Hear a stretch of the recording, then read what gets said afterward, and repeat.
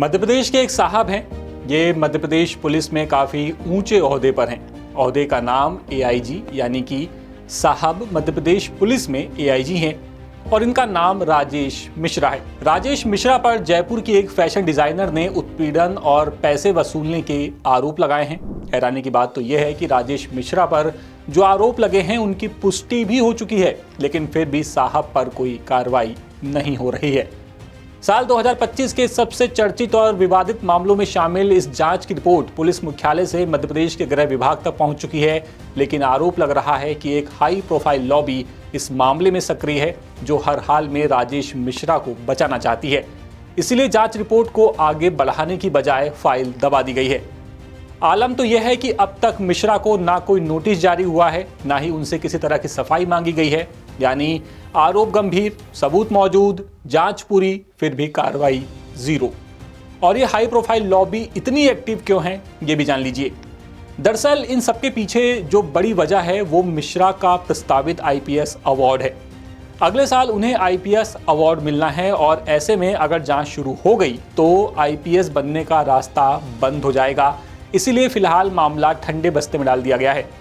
Police महकमे में चर्चा है कि अगर मिश्रा को पहले आईपीएस अवार्ड मिल गया तो उसके बाद मामला सालों तक जांच की फाइलों में घूमता रहेगा और उनके करियर पर कोई खास असर भी नहीं पड़ेगा।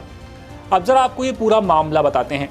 विवाद की शुरुआत 2025 में हुई जब राजस्थान के एक फैशन डिजाइनर ने additional inspector general Rajesh Mishra पर धोखाधड़ी, शारीरिक और मानसिक उत्पीड़न के गंभीर आरोप लगाए। मामला सामने आने के बाद उस वक्त डीजीपी कैलाश मकवाना ने निष्पक्ष जांच के आदेश दिए। सीनियर अधिकारी तरुण नायक को जांच सौंपी गई। इसी दौरान जनवरी 2026 में मिश्रा को सीआईडी से हटाकर पीटीआरआई भेज दिया गया। महिला का आरोप था कि मिश्रा ने बुटीक के बिजनेस में साझेदारी का लालच दिया, उसके पैसे खर्च करवाए। एक होटल में 1 लाख का बिल भी महिला ने चुकाया। मिश्रा पर तो अपने परिवार के लिए महिला के पैसों से कपड़े खरीदने तक के आरोप लगे हैं। यहाँ तक कि 27 लाख की ज्वेलरी भी महिला ने खरीदी, ये बात भी सामने आई है। लेकिन बाद में मिश्रा ने महिला का फोन उठाना बंद कर दिया, फोन ब्लॉक कर दिया। महिला तो यहाँ तक आरोप लगा रही है कि बगलामुखी मंदिर में दोनों ने पति पत्नी की तरह हवन भी किया। इस मामले में 10 सूत्र ने एसीएस गृह विभाग शिव शेखर शुक्ला से बात करने की कोशिश भी की, लेकिन उन्होंने कोई जवाब नहीं दिया।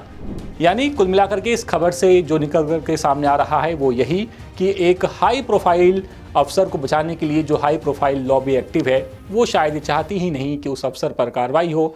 अब इनको बचाने के पीछे उसका क्या मकसद है ये तो अब वो लोग ही बता सकते हैं अच्छे से जो इन सब के पीछे लगे हुए हैं। फिलहाल इस खबर में इतना ही। अपडेट्स के लिए आप बने रहिए 10 सूत्र के साथ। नमस्कार। लेटेस्ट, इन्वेस्टिगेटिव और इन डेप्थ खबरें देखने के लिए ज्वाइन कीजिए 10 सूत्र का व्हाट्सएप चैनल, सब्सक्राइब कीजिए यूट्यूब चैनल, लाइक कीजिए फेसबुक पेज और पढ़ते रहिए www.daसूत्र.com।